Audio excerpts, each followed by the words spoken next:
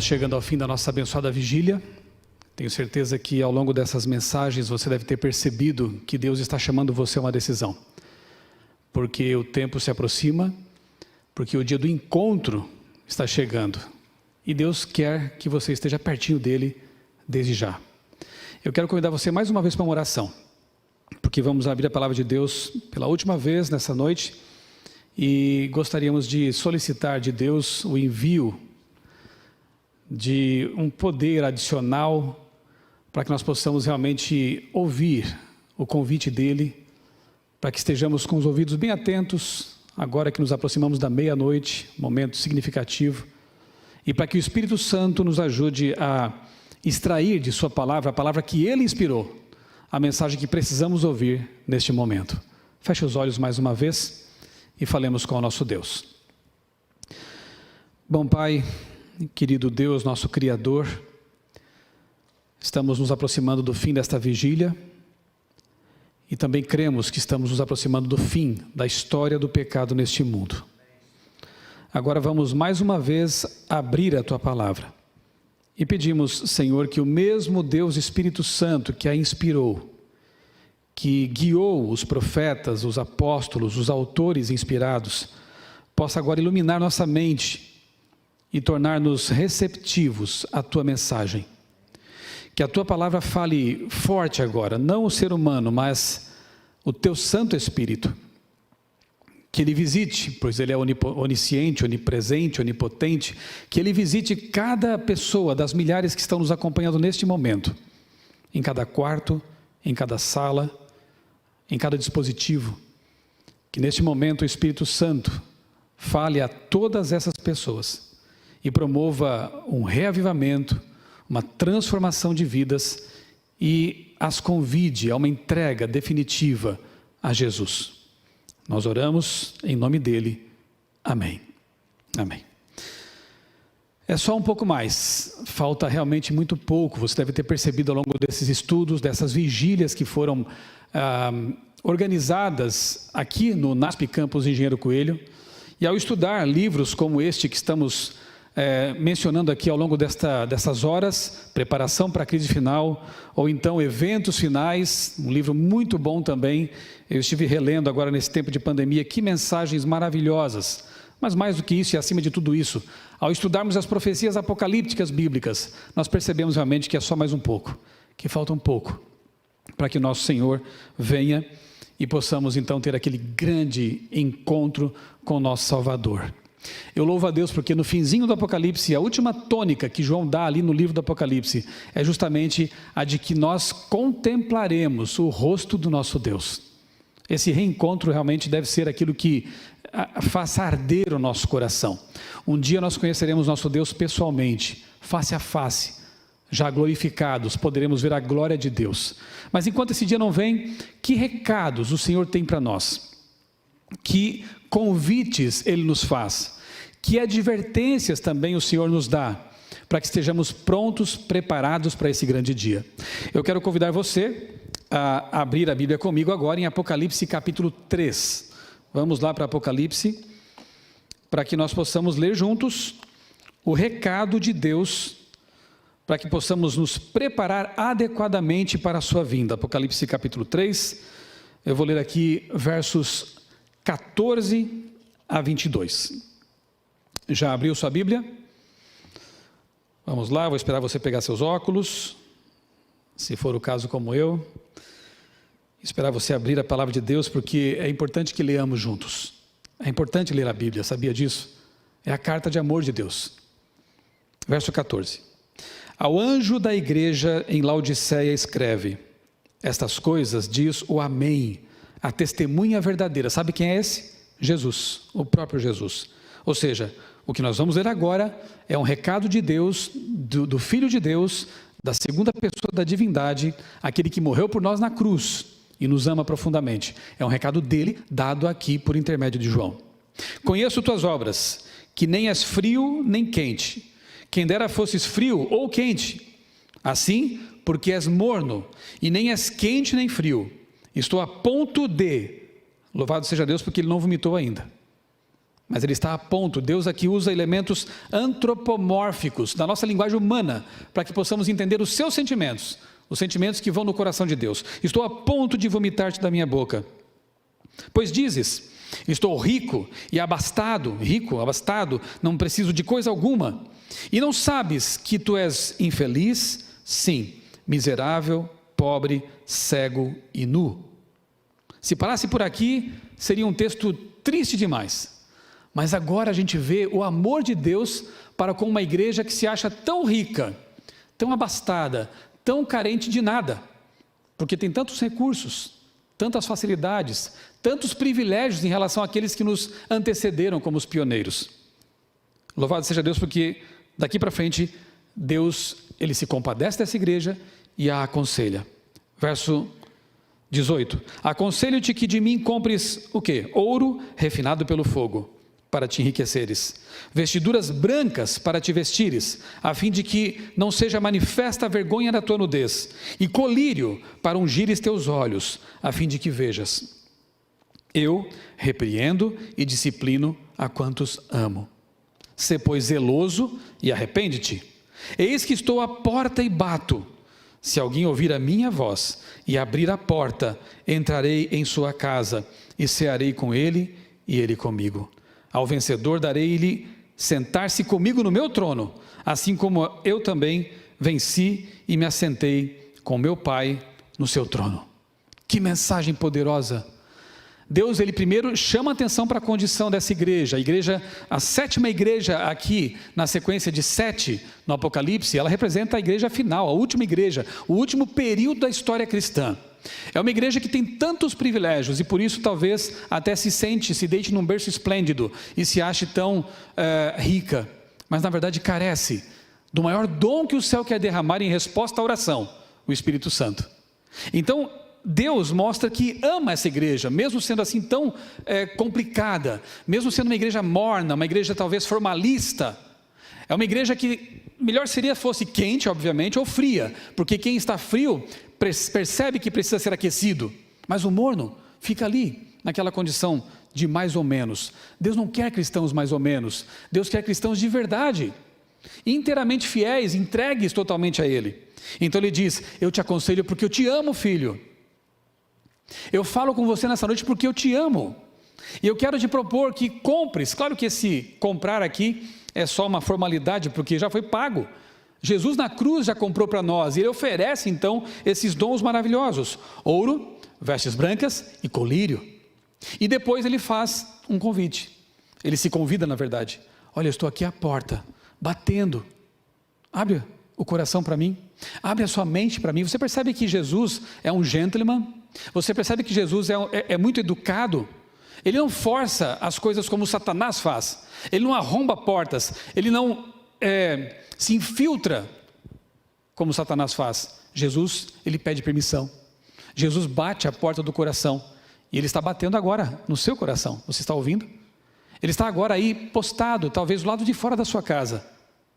Você tem que abrir a porta, e quando você convidar, meu amigo, esse é o tipo de convite que Jesus nunca recusa. Lembra daquele texto dos discípulos de Emaús?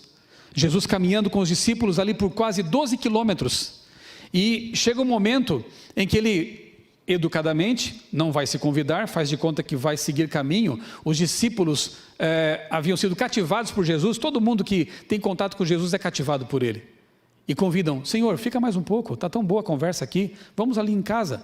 E Jesus entra. Jesus, o Criador do Universo, com uma agenda tão lotada, teve tempo para 2 discípulos que não eram os famosos, viu? Não era João, Pedro, Tiago, era Cleopas, e o outro sequer é mencionado o nome. Jesus tem tempo para você também, sabia? Pode ser que para as pessoas você não seja alguém famoso, conhecido, talvez o seu serviço você considere tão simples, humilde, mas para Jesus você é muito especial. Se você convidar Jesus para entrar em sua casa, Ele vai entrar com a maior alegria. Se você convidar Jesus para entrar em sua casa, o que diz aqui Apocalipse 3 é que Ele vai entrar, e não só isso, Ele vai cear com você, Ele vai jantar com você. E na cultura hebraica, na cultura judaica, cear era muito mais do que apenas degustar um prato saboroso, era desenvolver amizade, intimidade. É isso que Jesus quer ter com você, intimidade, amizade, comunhão. Você vai ouvir a voz dele? Você está ouvindo a voz de Jesus nessa noite, nessa vigília? Espero que sim, porque ele quer muito entrar em sua vida. Vamos analisar aqui, em linhas gerais, porque o tempo nosso aqui não permite ficarmos até as 3 da manhã, dá vontade, né? Está tão bom aqui, mas nós temos que encerrar à meia-noite. Que elementos são esses que Deus quer que nós adquiramos na preparação para a crise final? Vamos começar aqui então pelo elemento ouro. Eu quero contar só uma história aqui para vocês antes, é uma imagem meio tétrica aqui na tela, mas essa história aqui é a seguinte: lá no Equador existe uma tribo chamada Jivaros. São povos aborígenes que vivem ali nas costas, né, em costas orientais da Cordilheira dos Andes, no sudeste do Equador. E lá no passado eles ficaram famosos porque decapitavam os inimigos e com uma técnica ali que eu desconheço, né, mas que envolvia aquecimento e uso de alguns sais, eles reduziam a cabeça dos inimigos, comprimiam a cabeça dos inimigos. Aqui tem uma foto com um antropólogo ali com algumas dessas cabeças encolhidas. Ficaram conhecidos como encolhedores de cabeças, essa tribo dos Jivaros. Eu fiquei impressionado quando li sobre isso, né? E fiquei meditando, puxa, nós temos um inimigo também que faz isso, ele encolhe nossa visão de mundo, ele encolhe nossa espiritualidade, ele tenta... Sabe o que esses Jivaros faziam? Por que faziam isso? Porque eles entendiam que o espírito desses inimigos poderia assim ser preso ali e não os incomodaria mais. Não era só encolhimento puro e simples, era para prender o espírito. Nós não cremos nisso, obviamente, mas ajuda a gente a entender a atitude de Satanás conosco também. Ele quer encolher nossa mente, nossa espiritualidade. Um grande autor chamado John Stott escreveu no livro, pode colocar para mim na tela, por favor? No livro John Piper, no livro Pense, ele disse assim: é um apelo a que vejamos o pensar como um meio que Deus ordenou para o conhecermos. Pensar é um dos meios mais importantes de colocar o combustível no fogo da adoração a Deus no serviço ao mundo. Então, os pensamentos são feitos daquilo com que alimentamos a mente. Eu gosto de um pensamento de um psicanalista chamado Carl Jung, que disse o seguinte: nós nascemos originais e morremos cópia. E não é verdade isso? A gente nasce com um HD, um cérebro limpo. E à medida que o tempo passa e vamos crescendo, nós vamos colocando coisas para dentro desse HD que vão ou edificar ou destruir. A opção é nossa. E Ellen White diz claramente no Caminho a Cristo, no livro Caminho a Cristo, que somos transformados pela contemplação. Portanto, meus queridos, com que nós mais passarmos tempo, mais semelhante a isso nos tornaremos. Se você tomar mais tempo para estar com Jesus, por meio da palavra de Deus, de livros inspirados, livros que tenham conteúdo, que nos aproximam de Deus, você vai se parecer cada vez mais com Jesus. A sua mente vai se expandir. A Bíblia diz que temos a mente de Cristo, já pensou? Agora, se você passar mais tempo com as coisas que afastam de Deus, conteúdos seculares negativos, que não constroem, não edificam, a sua mente vai ser encolhida. E assim Satanás fica feliz, porque ele prende, não o nosso espírito, mas ele prende nossa espiritualidade, nossa fé, nosso desenvolvimento moral e espiritual. Não permita que Satanás encolha a sua mente, encolha a sua espiritualidade. Permita que Deus liberte seus pensamentos, que Deus expanda a sua vida, que você possa sonhar alto, que você possa ter uma vida abundante como prometeu Jesus. Faça isso. E para fazer isso, para conseguir isso, nós temos que comprar os tesouros que Deus oferece em sua palavra. Vamos começar pelo ouro, porque nós precisamos desses remédios desesperadamente, para desanuviar nossa vista, para ampliar nossa mente e para sair de uma espiritualidade deficiente. Abra sua Bíblia agora em 1 Pedro, capítulo 1, verso 7. Lembre-se de que a Bíblia tem que ser a própria intérprete dela mesma, não é? Tem que ser a sua intérprete, porque alguns se atrevem a interpretar, que algumas ideias esdrúxulas aparecem por aí e não são realmente bíblicas, né? O que é o ouro refinado pelo fogo? 1 Pedro, capítulo 1, verso 7, diz assim: para que uma vez confirmado o valor da vossa fé, muito mais preciosa do que o ouro perecível, mesmo apurado por fogo, redunde em louvor, glória e honra na revelação de Jesus Cristo. O que é o ouro refinado pelo fogo? É a fé provada. E sabe como desenvolvemos fé? Sabe o que não é fé? Vou dar um exemplo bem banalzinho aqui. Está chovendo e eu digo, vai parar de chover, vai parar de chover. Não parou de chover, eu não tenho fé. Isso sequer é pensamento positivo, né? Fé, na Bíblia, é sinônimo de confiança.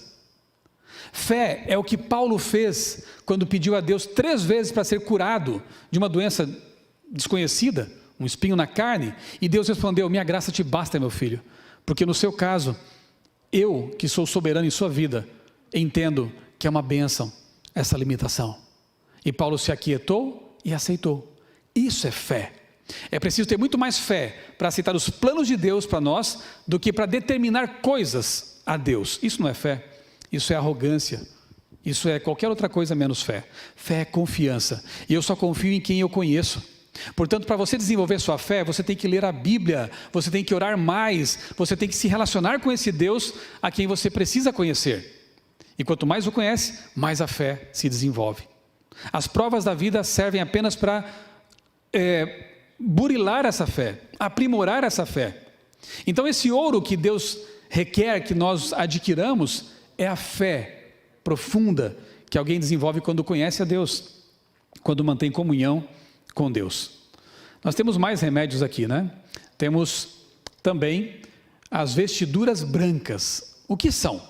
Vamos ver a Bíblia respondendo. Gálatas capítulo 3, versos 26 e 27. Abra sua Bíblia em Gálatas capítulo 3. Gálatas capítulo 3, versos 26 e 27. Aqui está a resposta. O que são as vestes brancas? Eu quero essas vestes, porque parece que ali no Apocalipse é uma coisa necessária para que nós possamos sair da condição laodiceana. Diz assim o texto de Paulo: pois todos vós sois filhos de Deus mediante a fé em Cristo Jesus, porque todos quantos fostes batizados em Cristo, de Cristo vos revestistes. Bonito isso, né? Jesus é comparado aqui a uma vestidura mesmo, a uma roupa. E não tem nada mais íntimo, talvez, do que a roupa, né, que nós usamos. Ela fica bem pertinho da gente, está aqui, nos revestindo. Jesus quer ser tão próximo de nós como a roupa que nós vestimos. E mais, a veste que é Jesus representa pureza, representa santificação, justificação. Ele cobre nossa indignidade e assim nos faz aptos, dignos, não por nós mesmos, de um dia estar no mar de vidro em pé, vestidos com roupas brancas diante de Deus. Essa justiça não nos pertence, essa branquidão não nos pertence, mas Deus quer nos conferir. Ele quer te oferecer nessa noite os méritos que Ele comprou na cruz do Calvário. É possível ser puro no mundo impuro? Não, humanamente falando não, mas com Deus, aí sim é possível, porque Ele nos reveste de sua pureza, de sua justiça. Vestes brancas estão acessíveis? Claro, elas são Jesus. Mas tem mais, tem um outro artigo que ele pede que nós compremos, que é o colírio. Curiosamente, lá em Laodiceia havia uma escola de medicina e ali eles produziam um colírio. Veja como Deus usa elementos da cultura local para representar coisas maiores, mais amplas, né? Isso é aquilo que chamamos em estudos escatológicos de miniatura. É como se Deus tivesse zipado um conteúdo, né, e compactado um conteúdo, e depois Ele amplia isso para nós. Isso acontece com o princípio diano, por exemplo. Isso acontece com outros elementos proféticos. Deus, Ele compacta isso e depois abre. O que representa esse colírio? Por que temos tanto que ter esse colírio? Vamos ver? Bom, primeiro Romanos capítulo 2, verso 12, verso 2, eu vou citar aqui para vocês, aquele texto que diz, transformai-vos, né? Paulo diz, não permitam que coisa alguma formate seus pensamentos, mas transformem-se pela renovação do entendimento, para que vocês possam compreender a boa, perfeita e agradável vontade de Deus. Romanos capítulo 12, verso 2, eu gosto muito desse texto. Fala que nós temos que ter uma mente ampla, não permitir esse encolhimento mental. Não permitam que o mundo molde seus pensamentos, enxerguem mais longe. Mas o texto seguinte, que é o de João capítulo 16, versos 8 a 11, ali sim encontramos claramente o colírio. João 16, 8 a 11. Que colírio é esse? De que tanto precisamos? Verso 8. Quando ele vier, e aqui Jesus se refere ao Espírito Santo, quando ele vier, convencerá o mundo do pecado, da justiça e do juízo. Do pecado, porque não creem em mim. Da justiça, porque vou para o Pai e não me vereis mais. Do juízo, porque o príncipe deste mundo já foi julgado. E aí ele continua falando aqui sobre o poder do Espírito Santo, que ele vai nos guiar a toda a verdade, nos abrir os olhos. Portanto, esse colírio é o Espírito Santo. Nós oramos aqui no começo para quê? Para que Deus abrisse nossos olhos, nosso entendimento, para compreender sua palavra. Esse é o colírio de que nós precisamos. Toda vez que você for abrir a palavra de Deus, toda vez que você for estudar a Bíblia, peça de Deus o colírio. Peça de Deus o Espírito Santo, essa pessoa divina maravilhosa, que é chamada de Consolador, no grego Paracletos, ou Paráclito, é aquele que está postado ao lado de alguém para ajudar, como um advogado. Esse é o Espírito Santo. Clame a Deus, Ele vai ajudá-lo. O Espírito Santo abre nosso entendimento, Ele é o colírio de que nós precisamos. Em Apocalipse 3,19, eu vou reler com vocês, usando dois trechos de duas versões, da NVI e da nova tradução linguagem de hoje. Olha só como fica. Repreendo e disciplino aqueles que eu amo, portanto levem as coisas a sério e se arrependam. O ser zeloso é isso, ter zelo, levar a sério as coisas de Deus. Escutem, eu estou à porta e bato. Se alguém ouvir a minha voz e abrir a porta, eu entrarei em sua casa e nós jantaremos juntos. Veja que bonito. Levem as coisas a sério. E eu pergunto, como tem sido a sua experiência espiritual neste momento? Como você avaliaria a sua vida religiosa agora, nesta fase? Quente? Frio? Morno? Deus pede de você que você leve a sério a vida cristã. Sabe, muitas pessoas fazem da religião um assunto de fim de semana apenas, ou apenas um momento de batizado, de casamento, de funeral, quando Deus quer que nós façamos da religião o centro da nossa existência. Lembra dos acampamentos de Israel, quando estavam caminhando no deserto para Canaã? Em que posição ficava o santuário de Deus ali? No centro. E em volta as barraquinhas do povo de Deus, do povo hebreu que estava caminhando pelo deserto. Essa é uma lição profunda. A religião, que é Jesus, tem que ser o centro da nossa vida. Deus não se contenta com a periferia. Ele quer que você o coloque no trono do seu coração, para que todas as coisas que você fizer e pensar e executar sejam feitas, orientadas por Deus. E vai ser muito melhor assim, você contar com a ajuda de Deus. Bem, como eu posso levar a minha vida espiritual a sério? O que envolve realmente a preparação para o tempo do fim? Que mudanças eu tenho que fazer? Eu quero deixar aqui nesse momento Ellen White, a mensageira do Senhor, neste livro Eventos Finais, capítulo Estilo de Vida e as Atividades do Remanescente. Remanescente é esse povo que vive no fim dos tempos e que em Apocalipse 12:17 é identificado como aqueles que guardam os mandamentos de Deus e têm a fé de Jesus. O que Deus diz para nós nesse momento da história? Que tipo de vida, estilo de vida devemos levar para estar realmente preparados e dar um bom testemunho para a humanidade? Eu vou ler apenas alguns trechos aqui deste capítulo. Eu quero recomendar que você leia todo o livro depois. Eventos Finais é um livro tremendo. Cristo declarou que quando ele vier, alguns de seu povo do advento estarão empenhados em transações comerciais. Alguns estarão semeando no campo, outros confiando, ceifando e recolhendo o que foi ceifado, ou trabalhando no moinho. Não é vontade de Deus que seus eleitos abandonem os deveres e responsabilidades da vida e se entreguem à ociosa contemplação, vivendo num devaneio religioso. Olha só que conselho importante. Viva a sua vida. Cuide de sua família, cuide de seus negócios, faça o que é lícito, evidentemente, mas sem se esquecer de que, olha só o que ela diz agora aqui, devemos vigiar, trabalhar e orar como se este fosse o último dia a nós concedido. Cada manhã, consagrem-se a Deus com seus filhos. Viu só? Trabalhe, viva, estude, sonhe, realize, mas tendo consciência de que pode ser seu último dia. É importante nós termos esse senso de urgência constantemente.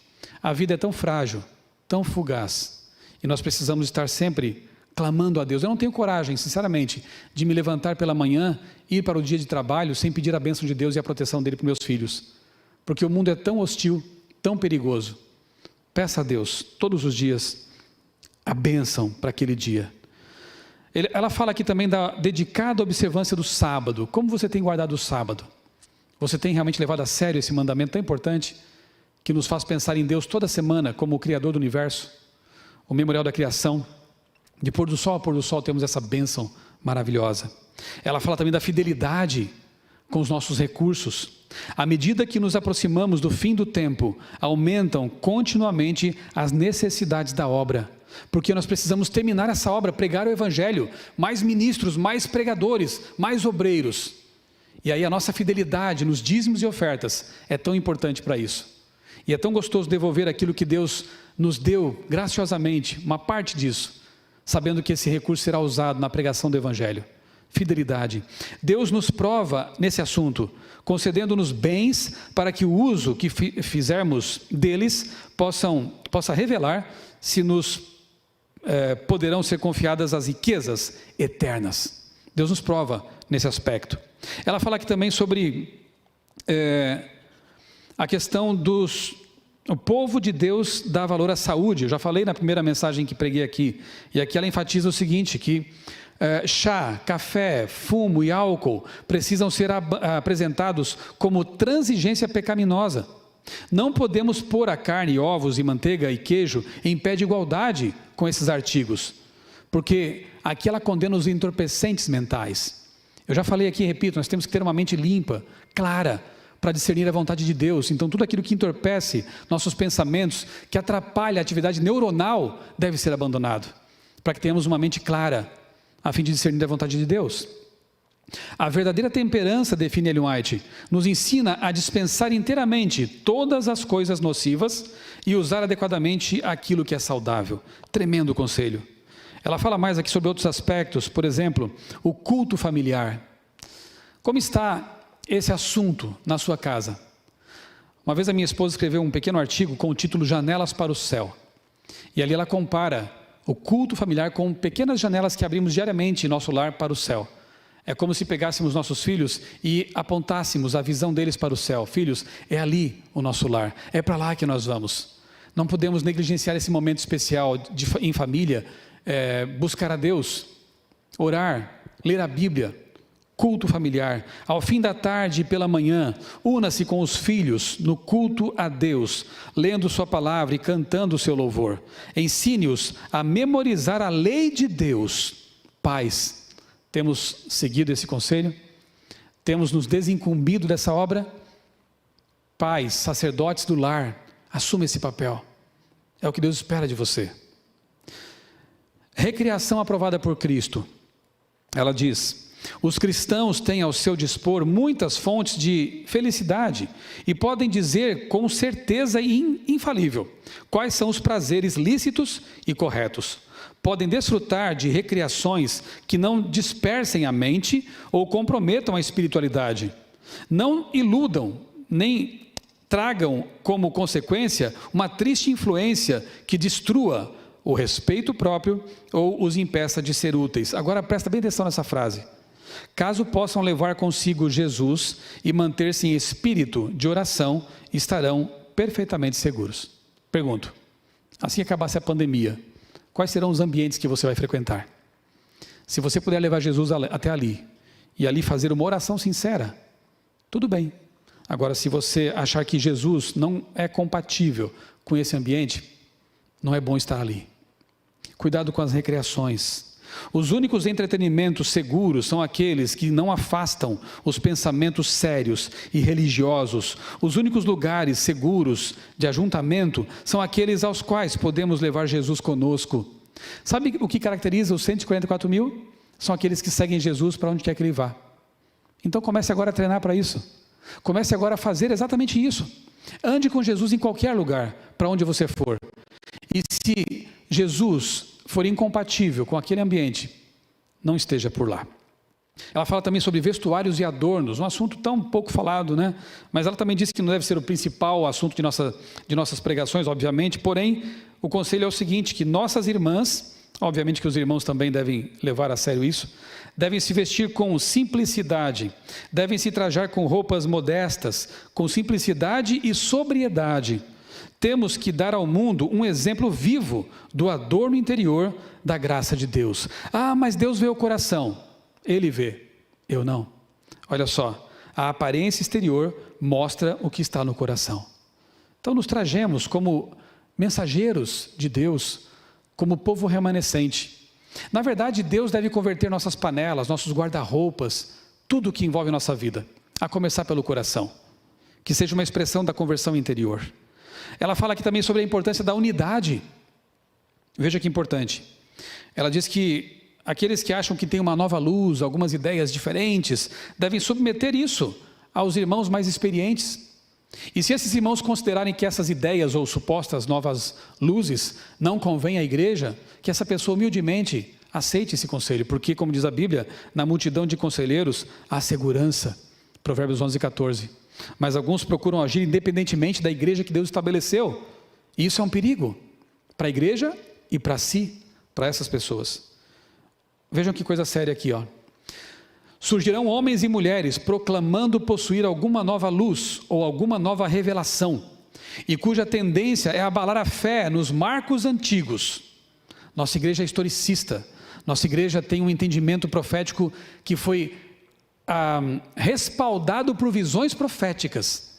Basta ler a Bíblia e o Grande Conflito, por exemplo, e você perceberá que linha de entendimento Deus deixou para essa igreja.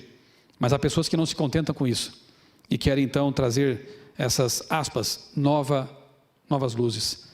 Farão circular relatos falsos e alguns serão apanhados pela armadilha.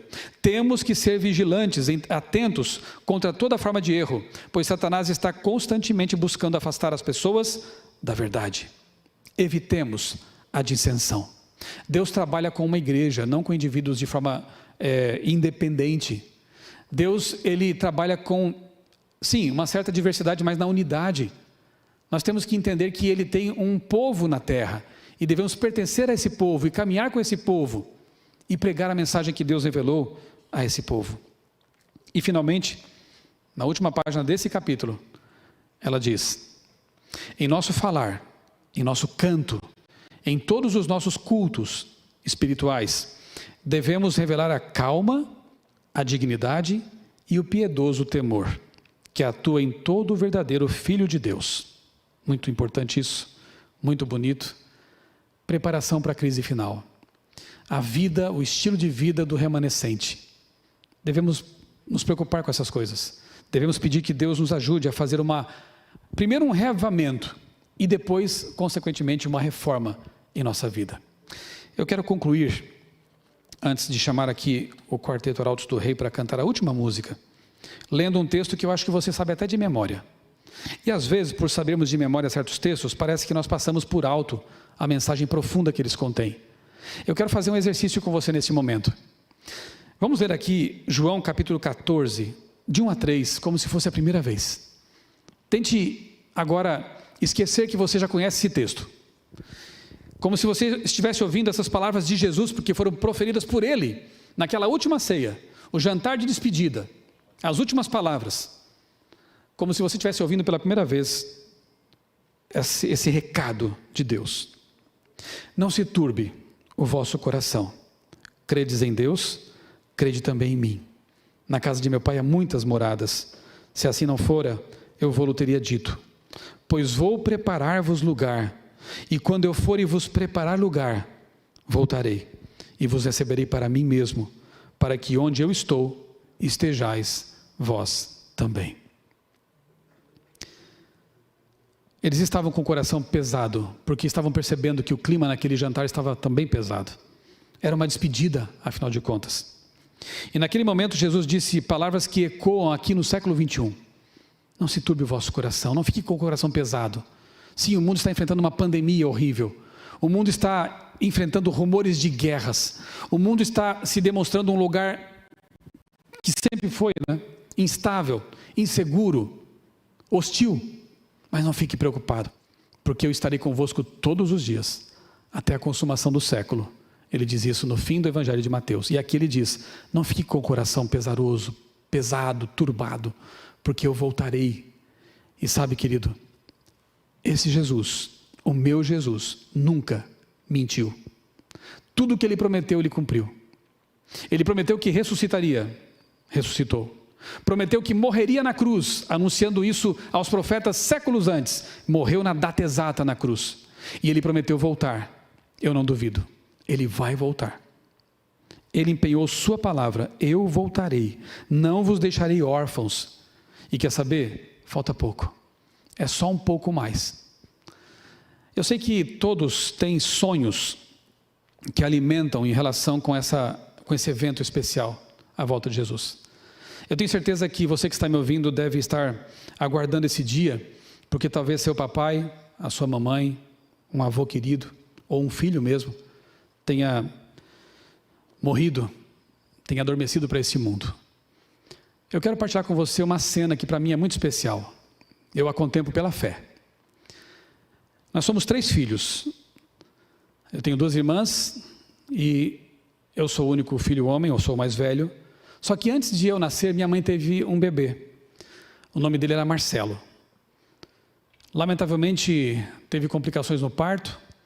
Ele nunca foi para casa, ele ficou internado por 4 meses no hospital. E finalmente acabou falecendo ali mesmo, no hospital.